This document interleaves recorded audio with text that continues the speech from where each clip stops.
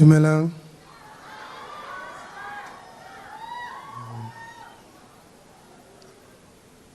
Ke batla go simolla ka go dumedisa family ya Jeba.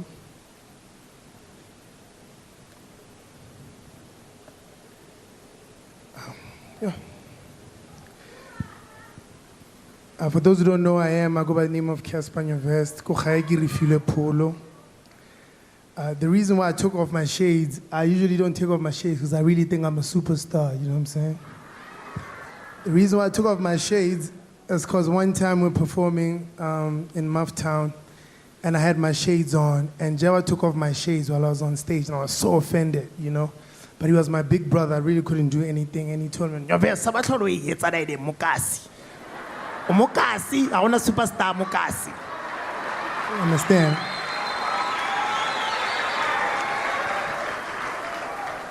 And that moment lived with me, you know, and I always have to remind myself to keep humbling myself and keep on living by some of the things that I learned from Jabba.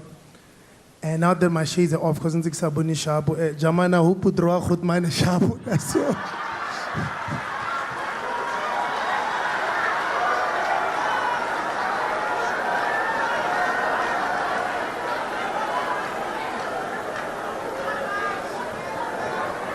Because otherwise, I speak on behalf of the kids, Bamafigeng, Northwest, Botswana.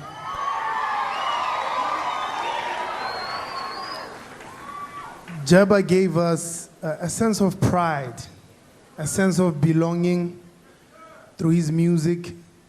Like Amo was saying, Joburg is very tough, and unfortunately this is the place where we have to come as artists to come and pursue our dreams. And you get to a place where, you know, Omotswana, you're from a small town, nobody really respects you, nobody knows anything about where you're from. And the one thing we had was the 60s.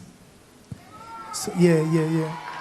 So that was your one reference. Have you been to the 60s? No. Ish, you don't know where I'm from. Do you know HHP? Yes, that's where I'm from. That was, you know, what we got from Jabba. And I remember one time, the first time I saw him, I was sitting mama, and he passed up Lesotho. And I said to my mom, yo, this guy's a celebrity. My mom didn't know who he was, and I'm like, I want to be like him one day. My mom didn't understand.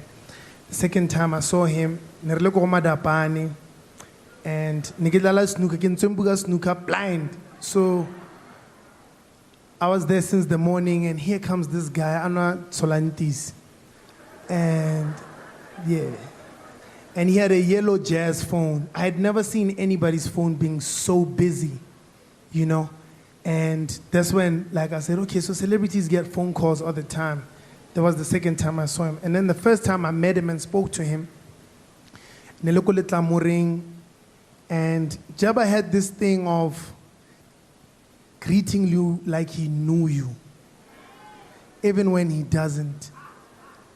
So the first time I met him, I think Ayanda is the one who introduced me to him and said, yo, this is Casper, because Ayanda was working at something called Expression, so she was an MC there. So he said, yo, this is the Casper. This is Casper anyway. So Lenyora, who's it? Sure, Lenyora. And I felt like he knew me. But I later on realized after chilling with him that this guy greets everybody the same way. It doesn't mean that he knows you. And then fast forward, working with Jabba for the first time, I was taken in by Tasman when I was 16 years old. I dropped out of school. And I came to Johannesburg, I was doing this music thing. Everybody thought I was crazy. But anyway, I was living at Tasso's house. And one time I woke up and I saw HHP's car outside, which meant he was in the studio. So I walked in the studio like I didn't know he was there, you know. So I just walked up, sure, Uhizo. And on the spot, he was playing Wamtsibamto. He's like, yo, man, I think you'd be perfect for this song. And Jabba would always put you on the spot. And he'd expect you to arise to the occasion. And that's how our relationship started. We made that song. Jeba started calling me at like 12 in the evening or 2 a.m. and say, that's how we shot the video. He didn't tell me anything. That's why I look so pop in the video. Because he just said, Josie. 6 o'clock, got on a taxi, came, only to find out that we're shooting a video. Shot this video. Months later, I started traveling with Jabba. Jabba used to pay me for every show just to hype him up. That's how I started making, I got a source of income. Then, thank you.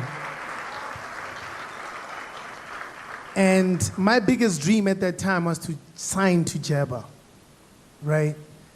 And as he would always put me on the spot, he told me that I'm not an artist that should be signed. I could be a businessman and should be as big as Lil Wayne, like Sabelo would say. He would always tell me that. And I'd be like, man, this guy's so crazy. I'm hungry. I'm just trying to release this album. But he would always tell me that, no, I can't sign you, I can't sign you, I can't. Eventually, you know, I ended up having to do my own thing, and he was right. I ended up blowing up in a way that I also couldn't understand. You know, my success was really, really crazy. And we drifted apart. I was very busy. He was very busy. There was a lot of assumptions. And long story short, me and Jabba had like a very big fallout. But I'm proud to say that I have never, not once in public, disrespected him. I have never, not once in public, shared how or responded to any of the stuff that I felt. And I'm so glad that I didn't, because those are the videos that would be going up on the internet right now.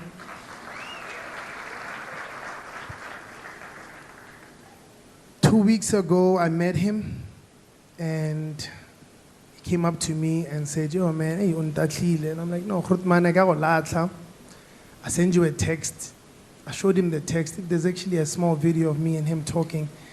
And he looked me in the eyes like, hey, baronyo veske aurata jo.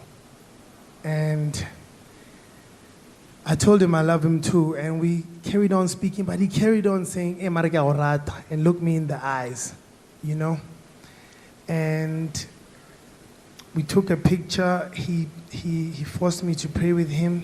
Jaba nel motoro na rata modimo.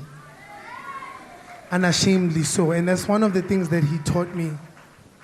We would speak for hours about God, you know, and it was so weird because a lot of hip-hop or rappers don't really, they're not really spiritual. But, we also connected on a spiritual level as my brother. And I feel like just as he always put me on the spot, he has put us on the spot again. I think this was unexpected. But for me, and I will remember him as one person who always taught. He had a lot of wisdom. I felt like the years that I spent with Jabba taught me things that I could have learned within 20 years if I was alone. And he taught me in a short period of time. And he's put us on the spot to say that we need to love one another more. That was his biggest message, and we need to love God, and that would be my ending note. Kirba familia Tsambo and the rest of the family, and to the fans, let us celebrate him, and thank you.